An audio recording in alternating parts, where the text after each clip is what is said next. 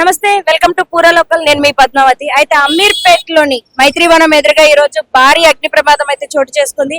అయితే ఇక్కడ మనం చూడొచ్చు, ఎవరికి కూడా ప్రాణ నష్టం అయితే జరగలేదు, కానీ బాగా ఆస్తి నష్టం అయితే జరిగినట్టు తెలుస్తుంది. అయితే ఇటు పక్కన పోలీసులతో పాటు మరో పక్కన అగ్నిమాపక కేంద్రంతో పాటు జేసీబీ కూడా వచ్చింది.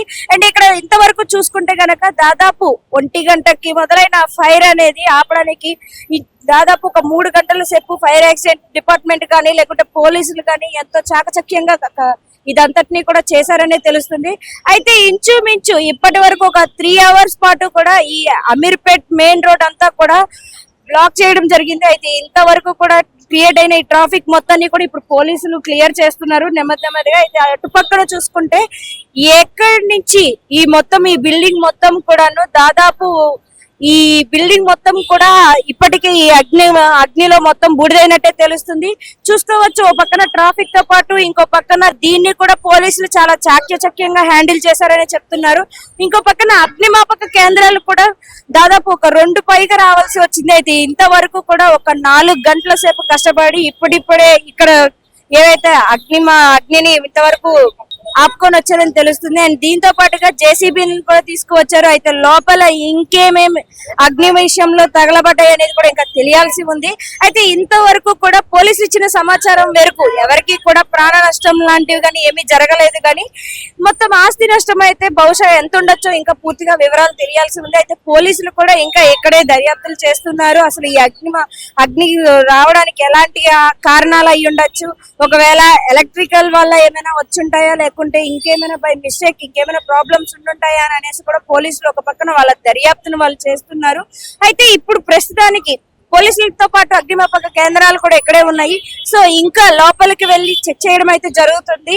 ఇంకా ఎక్కడెక్కడ ఏమేమి ధ్వంసమయ్యాయి, ఎలా అగ్నిమాపక కేంద్రాలు ఇక్కడ వరకు వచ్చి ఇవన్నిటినీ కూడా ఆపడం అయితే జరిగింది. కానీ లోపల ఇంకెక్కడైనా మిగిలిపోయి ఉంటే గనక మళ్ళీ రీఫైర్ అయ్యే అవకాశం ఉంది. కాబట్టి లోపలికి వెళ్లి వాళ్ళు చెక్ చేస్తున్నట్టు కూడా మనకు తెలుస్తుంది. అయితే ఇప్పుడు మనం పోలీసులతోనూ అగ్నిమాపక కేంద్రాల వాళ్ళు కూడా ఇక్కడే ఉన్నారు కాబట్టి వాళ్ళతో కూడా ఒకసారి మాట్లాడి అసలు ఏం జరిగింది అనేది కూడా తెలుసుకునే ప్రయత్నం చేద్దాం. సార్, ఇక్కడ ఫైర్ యాక్సిడెంట్ అవ్వడానికి కొంతమంది కొన్ని కారణాలు చెప్తున్నారు. అయితే ఎలక్ట్రికల్ షార్టేజ్ అయ్యి ఉంటది అంటారు, లేకుంటే ఇంకేదైనా కారణం ఉండే అవకాశం ఉందంటారు? మా ప్రాథమిక అంచనా ప్రకారం ఎలక్ట్రిక్ ఆర్జన్ వల్లనే అయిందని మేము భావిస్తాం. సో ఇప్పుడు మనకేంటంటే ఫస్ట్ అక్కడ మనకు చూసుకున్నట్టయితే మొదటగా మనం చూస్తుంది కింద అయితే ఫైర్ అంటుకుంటున్నట్టు మనం చూసాము. సో ఇదంతా కూడా ఇంతవరకు కూడా వ్యాప్తి చెందింది. ఎంతసేపటికి మనకు అగ్నిమాపక కేంద్రాలు వచ్చి ఎంతసేపు కృషి చేస్తే ఇదంతా ఆపడానికి మనకి ఎంత టైం పట్టిందంట? మాకు సుమారు 12:40కి ఫైర్ కాల్ వచ్చిందండి. వెంటనే మేము సనత్ నగర్, అన్నపూర్ణ, జూబ్లీ హిల్స్, ఇంకా దగ్గరలో ఉన్న 8 ఫైర్ స్టేషన్ నుంచి ఫైర్ టెండర్స్ ని, అదేవిధంగా బ్రాంటో స్కై లిఫ్ట్ రోబోస్ కూడా టర్న్ అవుట్ చేయడం జరిగింది. ఇక మా సిబ్బంది దాదాపు 40 మంది సిబ్బంది సుమారు 2.5 గంటలు కష్టపడి ఈ ఫైర్ ని పూర్తిగా కంట్రోల్ చేయడం జరిగింది. సో ఇప్పుడు మనకి ఏం చెప్తున్నారంటే పోలీసులు వచ్చి ఇటు పక్కన మనకి ట్రాఫిక్ ని ఆపడంతో పాటుగా ఇప్పుడు అగ్నిమాపక కేంద్రాలను కూడా రప్పించి ఇదంతా కూడా ఆపడానికి మనకి చాలా వరకు టైం టేకెన్ అయింది. సో రెండింటిని ఎలా హ్యాండిల్ చేయగలుగుతారు? So traffic management, law and order maintenance అనేది పోలీస్ బాధ్యత. సో వాళ్ళు కూడా వాళ్ళ యొక్క పని సక్రమంగానే చేశారు. దానివల్ల మనకు ఏ ఫైర్ గ్రౌండ్ లో అయినా కూడా అది మెయింటైన్ అవ్వడం వల్ల ఫైర్ కంట్రోల్ చేయగలుగుతాం. దానివల్ల మేము ఆ ఫైర్ మీద ఫోకస్ చేయగలుగుతున్నాం. సో అన్ని ఏజెన్సీస్, హెచ్ఎండబ్ల్యూఎస్ కావచ్చు, electricity department, so emergency response భాగంగా ఉన్న డిపార్ట్మెంట్స్ అన్ని కోఆపరేట్ చేయడం వల్లనే బ్యాక్ ఎండ్ లోనే మేము ఫ్రంట్ ఎండ్ లో ఉండి ఫైర్ ఫైటింగ్ చేయగలుగుతాం. సో ఎవరికైనా ప్రమాదాలు ఏమైనా జరిగినాయా? సో ఎవరికి ఎలాంటి ఇంజరీస్ కలగలేదండి. ఆ టైంలో ఎక్కువ మనుషులు కూడా ఎక్కువ లేరు, కొన్ని షాప్స్ బంద్ ఉన్నాయి, అందువల్ల ఎవరికి ఎలాంటి ప్రమాదం జరగలేదు. సో గతంలో కూడా ఇలాంటి చాలా సార్లు జరిగాయి కాబట్టి ఇకపై ఎలాంటి జాగ్రత్తలు కానీ చర్యలు కానీ తీసుకునే అవకాశం ఉంది? మేము అవేర్నెస్ ప్రోగ్రామ్స్ కండక్ట్ చేస్తున్నాము, వాళ్ళకు అవగాహన కూడా కల్పిస్తున్నాము ఫైర్ ఫైటింగ్ సిస్టమ్ పెట్టడం గురించి. అదేవిధంగా కెపాసిటీ బిల్డింగ్ లో భాగంగా వాళ్ళకు ఫైర్ ఫైటింగ్ సిస్టమ్స్ ఎలా వాడాలో కూడా ఎక్స్ప్లెయిన్ చేస్తున్నాము.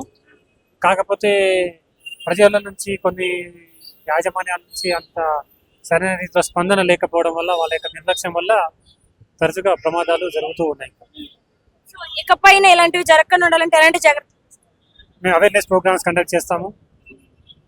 ఏదైనా నిబంధనలకు అతిక్రమించి ఉన్న బిల్డింగ్స్ మీద మా చట్ట ప్రకారం వాళ్ళ మీద చర్యలు తీసుకుంటాం.